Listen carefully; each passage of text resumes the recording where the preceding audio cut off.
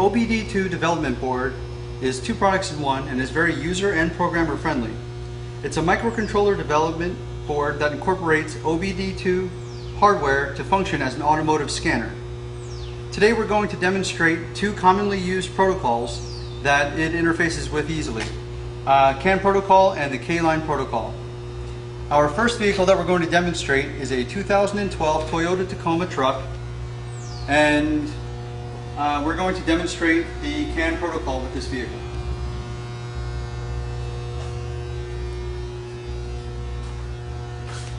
The first step, and really the only step, is just to plug in the OBDII interface with the board. It's already plugged into the truck in a standard location underneath the dashboard, and then I'm simply going to plug it into the board. Now, the OBDII board can interface with a standard GUI programming either wirelessly through Bluetooth or using USB interface. Today we're going to demonstrate wirelessly using a Bluetooth interface. I'm going to start the vehicle.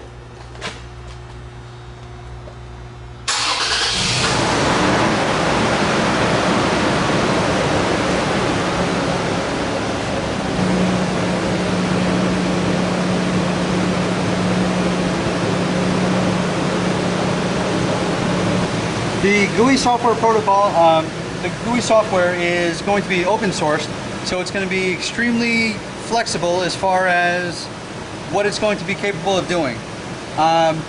Anyone's going to be able to offer improvements or different usabilities based on what functions are needed.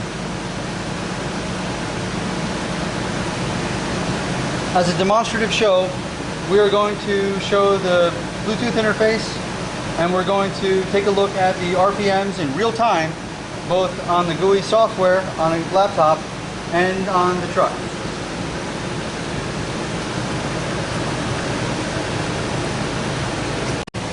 Okay, we're ready to demonstrate the real-time data transfer via Bluetooth wirelessly to the GUI software that we have on the laptop from the vehicle. The firmware of the OBDII board is designed to be able to retrieve real-time raw data from the CAN bus of the vehicle's engine control unit and transmit that raw data to the Windows GUI software wirelessly through Bluetooth. It could also use a USB cable, but for now I'm going to demonstrate the real-time engine's RPM data and how it's displayed wirelessly on the laptop. Okay, it's showing 758, roughly 750, 800. And then, if we look at the vehicle's dashboard, you'll see that it is right around the same, about 750.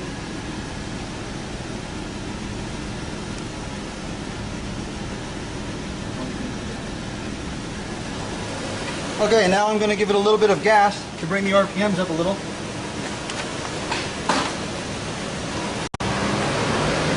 You'll see in the vehicle that the RPMs are going to about, well, I'm actually reading the gauge, I'm showing about right around 2,000, 2,500, 2,000. And if we look over at the laptop, you'll see that it's still reading exactly the same, and we're getting real-time data feed and raw data from the vehicle. We're bringing it up to about 3,000. And if we look at the gauge, it's about the same.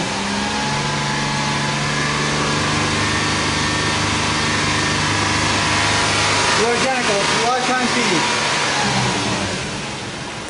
Okay, for the second demonstration, we are going to demonstrate how the OBDII board can interface with K-line protocol, which is standard on vehicles from 1989 to 2007, Chrysler's European and Asian models primarily. This is a 2001 BMW 740i and uses a standard K-line protocol as its language. We have the board already interfaced, and we're going to show how, besides the Windows GUI software, I'm going to demonstrate that the OBDII development board can interface with a well-known hyperterminal software, which is a software very familiar with embedded developers, and is relatively easy to use and user friendly.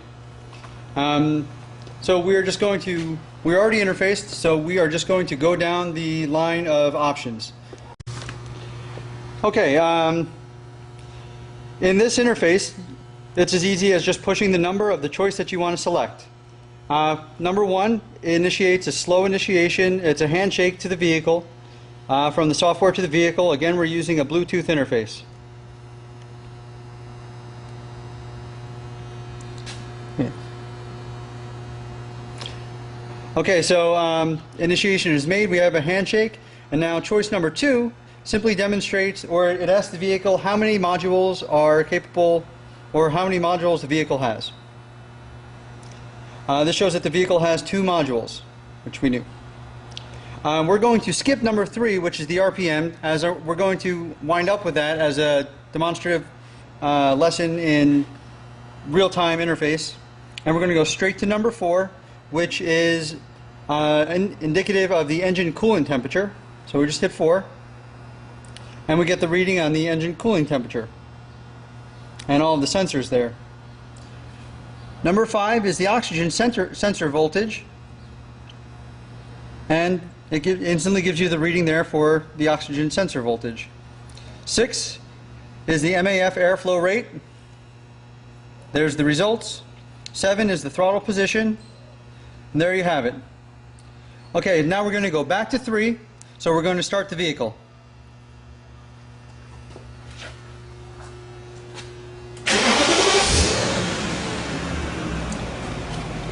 Okay, the vehicle is now started.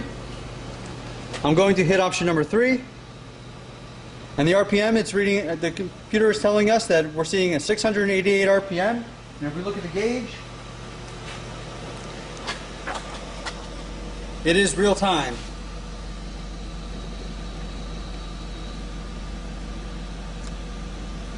$688.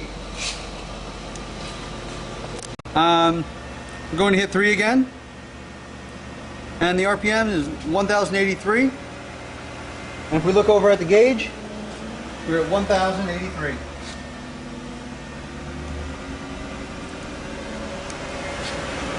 We'll speed that up to 2,000, roughly. And then we hit 3, 2,202. It's going up. Did it again. We're 2537. 28, just over 3,000, and we look at the gauge.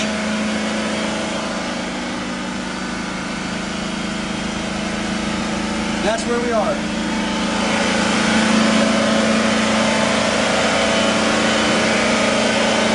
Thank you very much for viewing this video, and we hope that you're as impressed as we are with what we were able to do.